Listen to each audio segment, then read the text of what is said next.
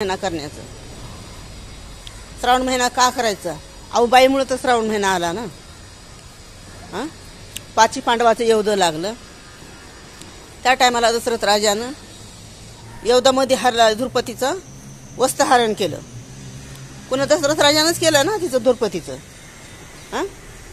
मग द्रौपदीचं वस्त्रहरण केलं म्हणून द्रौपदीनं शाप दिला त्या टायमाला. त्याला म्हणली तुला 4-5 जणी बायका होत्या आणि त्यांना मुलं होते आणि ती वनाला जातील म्हणली. का जातील? आज माझ्या वस्त्राला तू हात घातलास म्हणली. म्हणून करता तुला कधी बी झालं तर तुला वनवासच आहे म्हणली. बाईचा शाप तर कधीच खोटा नसतो, ठरत नाही, हे लक्षात घ्या. आणि महापतिव्रता बाई जा असेल तिचं तर शाप लयच वक्ता असतो, खराब असतो. पण कारण तिला खवळाय जाऊ नका, तुम्ही जायचं नाही कुणाला. तर म्हणले आता योद्ध लागलं. कृष्ण म्हणले वडा वडा वडा म्हणले, वस्त्र तिथे वडा म्हणले. त्या टायमाला धावा केला. कुणाचा? कोण? मावस भाऊ. कृष्णदेव मावस भाऊ आहे. तिचा तिनं धावा केला. स्वतःचा भाऊ नाही झाला पण तिला मावस भाऊ झाला. तर म्हणून करता म्हणतात की श्रावण महिना म्हणून त्यानं तळ्याला राखून बसले. म्हणले आता ह्याचं लय पुण्य झालं, म्हणजे याचं पाप झालं म्हणले लय. आता ह्याला काय करायचं म्हणले. देवाने विचार केला. म्हणले काय करायचं आता ह्याला? म्हणले काय नाही करायचं म्हणले. आता ह्याला तळ राखा बसवा म्हणले. ह्याच्या हातानं काहीतरी आत्महत्या झाल्याशिवाय जमणार नाही म्हणले.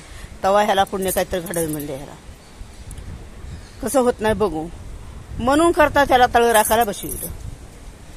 देवानं सांगितलं तू तळ राखायला जा म्हणले. तिथं पक्षी येऊ, पाखरू येऊ, प्राणी येऊ, त्याचा आत्महत्या कर म्हणले. तू त्याचा हत्या केल्याशिवाय तुला मुलं होणार नाही. ठीक आहे म्हणले.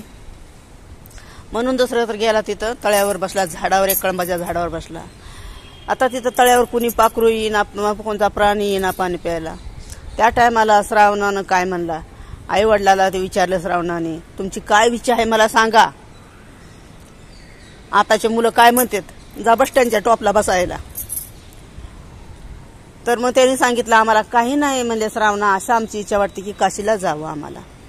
ठीक आहे मला, चला घेऊन जातो, काय अवघड आहे घेऊन जायचं. आता इमानाने घेऊन चाललेत. आता एक कुणी शहाणी असेल ती चालेल, कुणी डिझाईन झाले. काही लोक भिका मागायले, काही फुटपायरला लोक बसले तर ज्याचे आई वडील. कुणी म्हणते बस स्टँडला बसलेत. अहो त्यांनी केलेला असतो संसार. त्यांनी नका पोटापासून 1-1 रुपयाच्या मूल्यापासून त्यांनी प्रॉपर्टी जमिलेली असती. म्हणून करता म्हणतात. तर थोडं त्यांचं ऐकायचं. आगस्थळा हाय तो असाच बोलला, तिने तशीच बोलली. सून बी म्हणते, सासू म्हणते, सासरा बोलला मला असा. त्यांनी केलेलं असतं. म्हणून म्हणतात आज्यापेक्षा नातू पण त्यांनी तू शाना नाही, नातू शाना नाही, आजा शाना. पण अर्थ आहे की आज्यापेक्षा नातू शाना. म्हणून करता गेले आणि तिथं तळ्यावर बसले. चला आपलं पुढलं काय चालले. म्हणले तळ्यावर बसवलं. त्याला तळ्यावर बसवलं आणि म्हणले आता श्रावण आला. तिथं कावड घेऊन शिनी कावड घेऊन आल्याच्या नंतर म्हणले श्रावणा ताण लागली बाळा. बघा कशी देवान तिथं त्या ठिकाणी आलं, कशी ताण लावली त्याला. ताण लागली बाळा. तर म्हणले आता आपण पुढल्या तळ्याला जाऊ. नाही ना म्हणले श्रावणा लेख ताण लागली आणि जरा आरामीला कावड आमची ठेवू जरा सावलीला आणि तू जाऊन पाणी घेऊन ये. म्हणून श्रावण गेला. पाणी झारी घेतली आपली एक छोटीशी संघ आणि गेला. त्या बुडबुड बुडबुड वाजायला लागली झारी वाजतावर म्हणला श्रावणानं. दशरथाने विचार केला. म्हणला मी आज किती दिवसानं म्हणला बसलोय म्हणला तपला इथं. कुणी सुद्धा आवाज आला नाही. मला पाखराचा नाही, कोणता प्राणी नाही म्हणला तळ्याच्या कडेला म्हणला पाणी प्यायला. आता कसं काय आवाज आला. म्हणून करता त्याच्यावर लगेच बाण जोडला. कुणा? दशरथ राजाने लगेच बाण जोडला श्रावणावर. बाण जोडला. बाण सोडल्याबरोबर बाण जे गेला का नाही ते एकदम छातीत बसला. श्रावणाच्या छातीत बसला. श्रावणाच्या छातीत बसल्याबरोबर त्यानं आवाज दिला. श्रावण आवाज दिल्यावर म्हणला अरे इथं मनुष्य आहे म्हणला. कशी तरी झाडं सारी दशरथ राजा गेला तळ्यात होतं ते श्रावण पडला. अरे बाबा तू कुठला, कसा काय, इथं कसा काय आलास तू पाणी प्यायला. म्हणला मी काशीला निघालोय म्हणला कावड घेऊन शिने मायप्पाची. आणि दशरथ राजा तुम्ही, दशरथ म्हणतात ऐकून आहे म्हणला मी, तुम्ही दशरथ राजा तुम्हीच का? तर हो बाबा म्हणले मीच आहे. म्हणले पहिलं पाणी पाजवा म्हणले निघून माझ्या आईवडिलाला.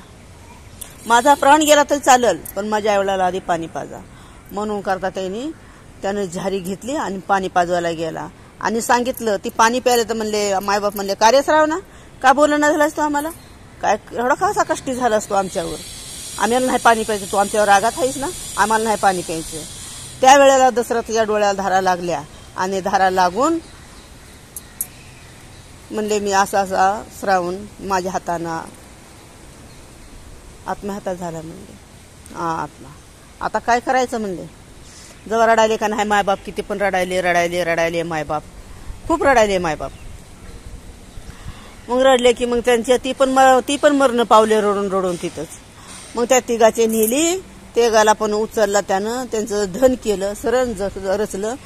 आणि सरण रचल्याच्या नंतर त्यांनी काय म्हणले, मग ते सांगितलेलं होतं की ही तिघाचे 3 मुटके केले पाहिजे, राखेचे 3 मुटके केले आणि ते स्त्रीवाला खायला दिले. तेव्हा तिघी स्त्रिया गरोदर राहिल्या आणि त्याचे फळ मुटके जी खाल्ले होते ती राखेचे त्यानं तिघीला आस्तुरीला दिले खायला. ओवाळाय गेल्याच्या नंतर त्यांना आला म्हणून ओवाळाय गेल्या आस्तुऱ्या, तर त्या टायमाला त्याने ते खायला दिले.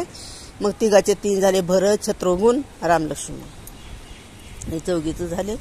मग म्हणले आता मग शाप दिला होता ना तिनं द्रुपदीनं की तुझे एवढेही लेख वनवासाला जातील, लक्ष्मण वनाला जातील म्हणून करता आणि तू ह्यांच्यासारखा तरपडशील, श्रावणाच्या मायपासारखा तरपडून मरशील म्हणून करता बघा ते ही श्रावण महिना साजरा केला. स्त्रीच्या वस्त्राला हात घातल्यामुळे हे एवढा त्याला परिणाम झाला. त्याचे पण लेख धाडलेच ना वनाला, गेले का नाही वनाला. बाबानो चित्तील मला तरी येईल तुला. लोकाला कधी वाईट चित्तू नका, कधी वाईट बोलू नका. गरिबी परिस्थिती पुढे गेला असेल, कष्टानं पुढे गेलं त्याच्यावर आंधळू नका आणि त्याच्यावर जळू नका. काय त्याच्या कधी देव वरून बघतो, मारून हाणून परक्याच्या लेकराला अंत पाहतो. वरून सगळ्याला ते डोळे त्याला सगळ्याला बघतो, सगळ्याला हे करतो. लाईक करा, शेअर करा, घंटेला बेल त्याला विसरू नका. श्रावणाची कहाणी तुम्हाला सांगते. ह्याच्याकरता श्रावण महिना साजरा केलेला असतो. म्हणून बाया करता श्रावण महिना झाला, आपण पण श्रावण धरायचा, मी पण श्रावण महिना धरायचा. त्यांच्या त्या आस्तुरीसाठी म्हणून स्त्रियासाठी ती धरलेला आहे ना, म्हणून श्रावण महिना हे केलेला आहे. तिच्या जर नसता वस्त्राला हात घातला तर हिचे कशाला लेख गेले असते वनवासाला.